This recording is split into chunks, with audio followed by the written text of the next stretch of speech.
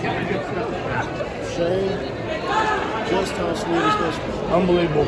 I am, first of all, best of luck to Coach Sweeney and his team next week in Charlotte. I mean, that was a championship level team that we just beat. And tons of respect for him and what he's about. And I told him in that handshake, like, we played our ever living you-know-what off because we knew what it would take to beat these guys. But I am so happy for our fans.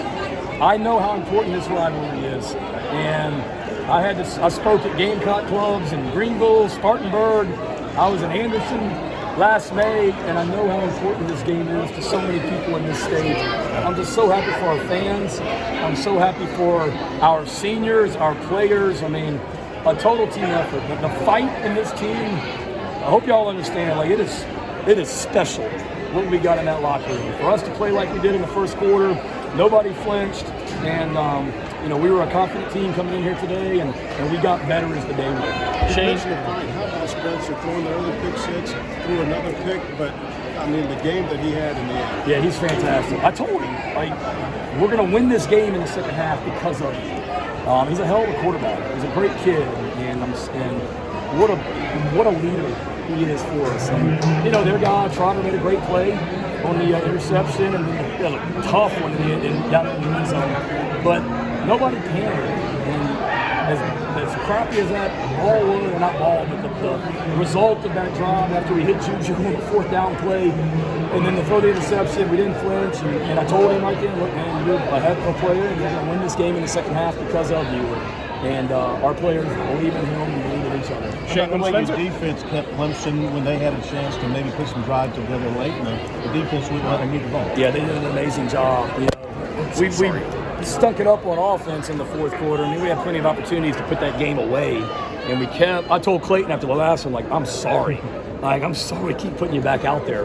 But how about Kai Kroger?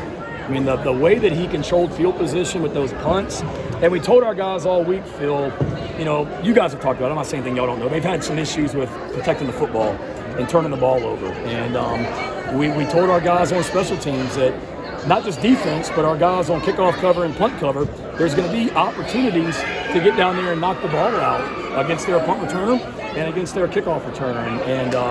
And great job by them straining to get downfield and causing 2 turnovers on special teams. That was huge. Shane, Josh, man. Just gave him a game ball in there. I mean, for a kid that grew up here in the upstate, he lost his dad 2 summers ago, and his dad was his biggest fan. And to come up here, they kept that was the whole game plan today. Was we were gonna, like Tennessee last week, we were gonna commit everyone basically to the box and tell our corners go play ball. And he was out there on an island by himself a lot today, and he just kept responding. So just so happy for him, and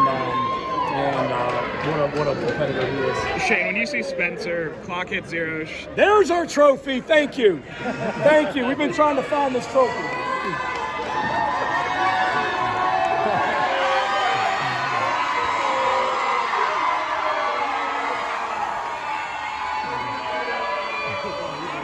Devo!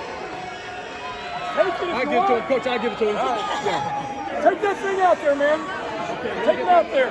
What'd you say? I'm sorry. Shane, when Spencer goes and throws the ball up in there on the last play of the game, clock hit 0, you're walking off the sideline, what's going through your head?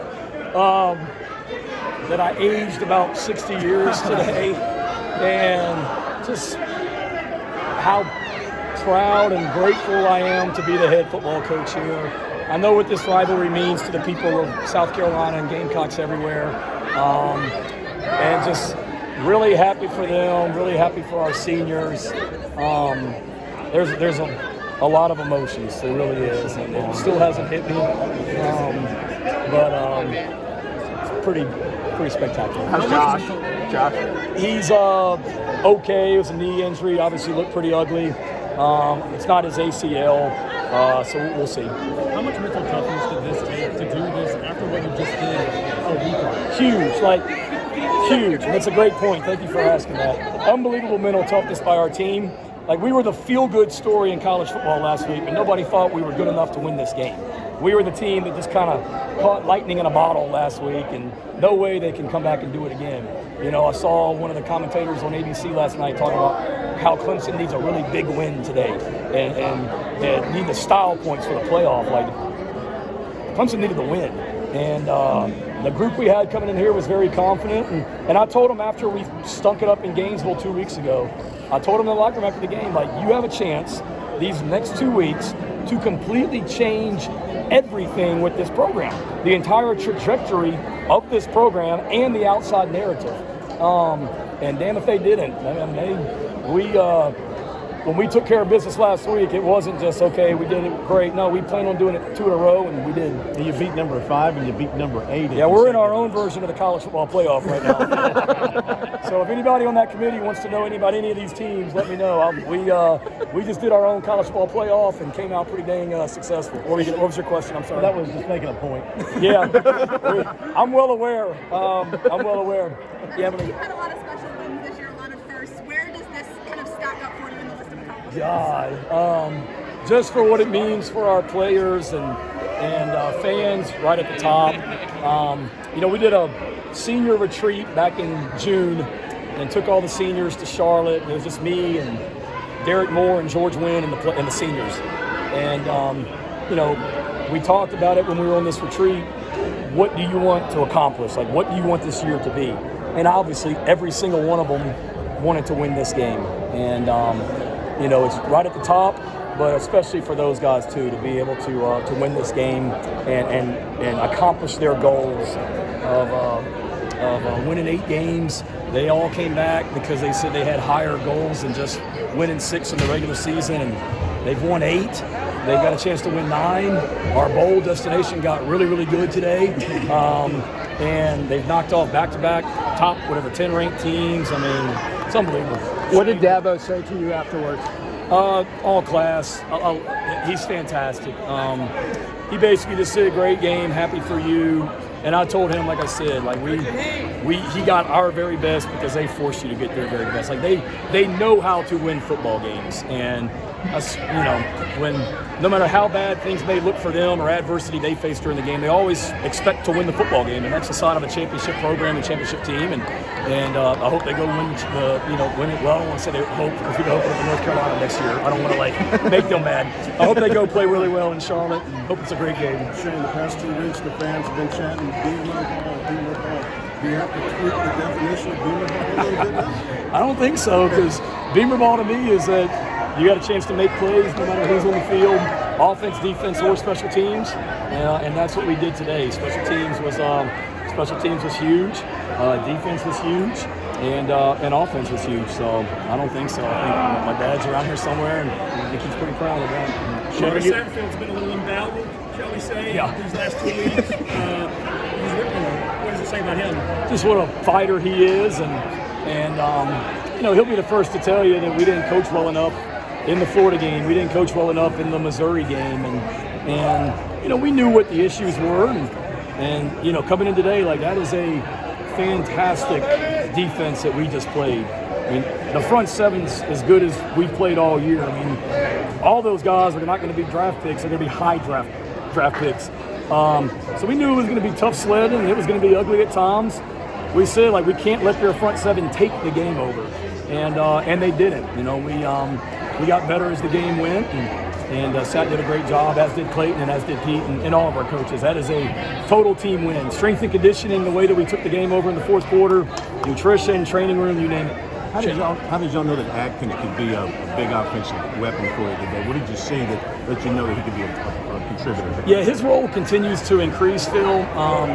You know, last week with us being down running backs last week, you know, he came in as like a running back to help us with pass protection.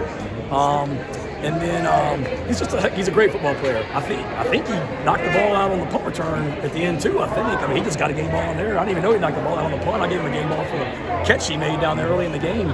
He's just a really good football player. So happy for him. And then because of what he did in the backfield last week as a running back, we felt like we could kind of open it up. Like the ball he caught, it's either third down or fourth down over there on our sideline. I mean, that's the ball. that we've thrown a million times. The Juju's, a Quandre White last year. I think somebody caught it last week. Juju caught it last week for a touchdown. Same play, but we just slipped Nate out as well. But he's really smart. He's like a Swiss Army knife and just a great football player. Shane, when you look at Spencer's last 2 weeks, I mean, I know we've talked about how talented he is, but what can you say about his play the last 2 weeks and what he's given you guys?